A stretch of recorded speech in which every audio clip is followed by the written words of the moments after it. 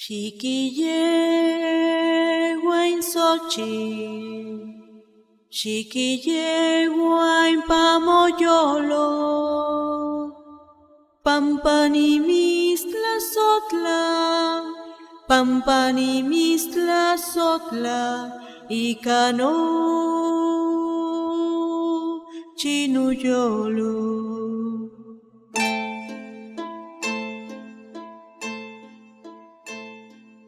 Bienvenidos a nuestro podcast. Soy Fátima Calleja y en el día de hoy me encuentro con Francisco Arévalo. Bienvenido.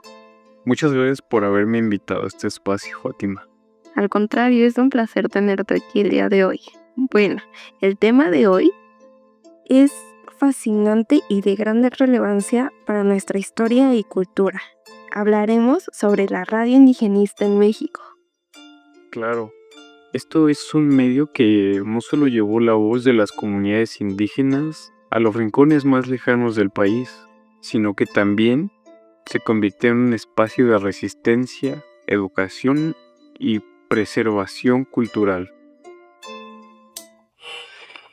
Para iniciar, hay que hablar de qué es la radio indigenista.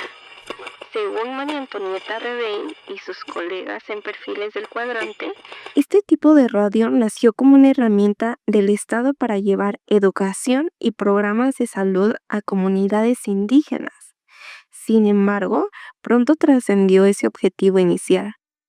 Tienes toda la razón. Y es que en el capítulo 5 del libro de Virginia Medina y Gilberto Vargas, se explica cómo estas estaciones fueron apropiadas por las comunidades para convertirse en portavoces de sus propias luchas y aspiraciones. Un ejemplo clave que puedo dar es el surgimiento de la radio Guayacocotla en Veracruz, una de las pioneras. Francisco, ¿sabías que esta estación fue fundamental para la alfabetización en lenguas indígenas? No.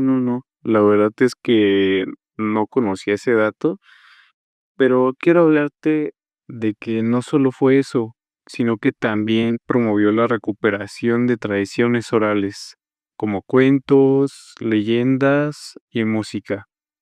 O sea, imagina el impacto de escuchar tu idioma materno en la radio, especialmente en una época donde las lenguas indígenas eran totalmente menospreciadas. Pero la radio indigenista no estuvo exenta de desafíos. Por un lado, enfrentó limitaciones técnicas, como lo mencionas, y además presupuestales. Por otro, la resistencia cultural y política, tanto de sectores externos como internos. Sí, y es que muchas veces el gobierno intentó controlar los contenidos, pero sin embargo, como señalan los autores, estas radios lograron construir una identidad propia y convertirse en verdaderos puentes de diálogo intercultural. Hablando más sobre la historia, ¿sabías que la radio indigenista en México empezó en los años 70? Fue un periodo en el que se reconoció más la importancia de los derechos y las necesidades de los pueblos indígenas. El gobierno veía en los medios de comunicación una forma de fortalecer su identidad y atender la marginación. Claro, en este tiempo, el Instituto Nacional Indigenista, que llevaba rato trabajando con estas comunidades, se dio cuenta de algo importante. Muchas comunidades no tenían acceso a información en sus lenguas. Todo estaba centralizado y en español, lo que no reflejaba la realidad de los pueblos originarios. Y por eso propusieron algo revolucionario, crear un sistema de radiofusión para preservar las lenguas y culturas indígenas, promover la educación y facilitar la comunicación entre las comunidades y el gobierno. Literalmente fue una forma de darles voz. Y así fue como nació en 1979 la primera emisora indigenista, XEDLA, La Voz de la Mixteca, en Tlaxiaco, Oaxaca. 930 AM y 95.9 FM. Música de la región. Fiestas, costumbres y tradiciones. La voz de la Mixteca. Vive la cultura. Muy buenas tardes, paisanos, paisanas, buenas tardes. Tengan todos ustedes aquí en Satélite Radio Bilingüe La Hora Mixteca desde Fresno, California. Saludándole con estos abrazos abiertos como siempre. Están nomás y Radio Bilingüe y la Fresno, California. Ahí están ustedes. Gracias, paisano. Gracias, paisano, muy breve, gracias, que estés bien. Le gusta mucho las chilenas a mi papá. Una de violín y guitarra. Con todo el gusto del mundo le vamos a complacer más adelantito. Jaime, gracias por reportarse aquí a La Hora Mixteca de Satélite Radio Bilingüe. Pero qué bueno que existe la radio pública, Filemón, porque esto en la radio comercial sería imposible. Nunca estaríamos en una radio, No nos dejarían, una ¿no? radio comercial, nunca. Y Filemón, edúcame, porque estamos muy ignorantes en estos temas, señores. Yo por lo menos. ¿Son más numerosos los mixtecos que los zapotecos? Son más grandes, son más numerosos los zapotecos. El grupo étnico número 1 en México, en números, ¿cuál es? The biggest. En México son los náhuatl. Era para las comunidades mixtecas y otros grupos de la región, transmitiendo en mixteco, triqui, zapoteco y también en español. Fue todo un hito, ¿no lo crees? Por primera vez, las comunidades indígenas pudieron comunicarse con sus propios términos. Ahora la radio no solo informaba o entretenía, sino que incluía mensajes educativos, culturales y sobre temas como derechos humanos y salud. Y como funcionó bien, pronto expandieron la red a otras regiones. Para los 80 y 90 ya había estaciones como XCZW en Guerrero, XEANT en San Luis Potosí, XEQIN en Baja California y XEPUR en Michoacán, todas diseñadas para las comunidades locales. Algo increíble es que los locutores eran de las mismas comunidades, lo que hacía las transmisiones más auténticas. Además, consultaban a los líderes comunitarios para que los contenidos realmente reflejaran lo que necesitaban.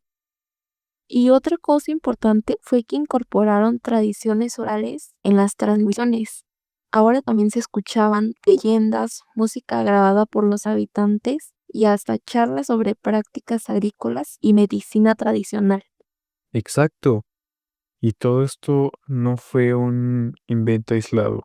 Se basaron en teorías de comunicación participativa y en experiencias de otros países como Bolivia y Ecuador, donde las radios comunitarias ya eran una herramienta poderosa para las comunidades.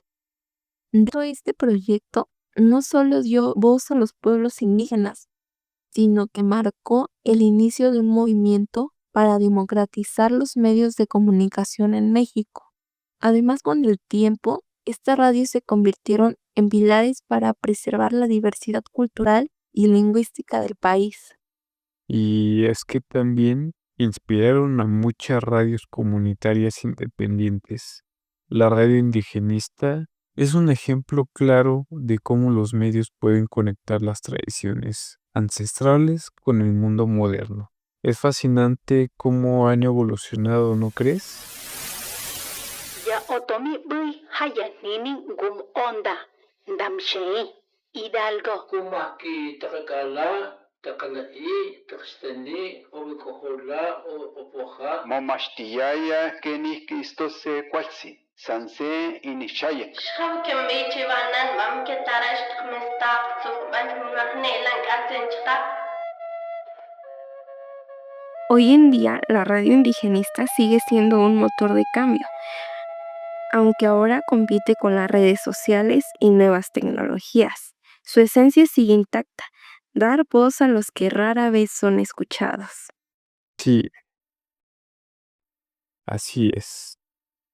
Y es que más allá de informar, educar y entretener, estas estaciones cumplen un papel crucial, en la defensa de los derechos humanos y en la promoción de la autonomía cultural.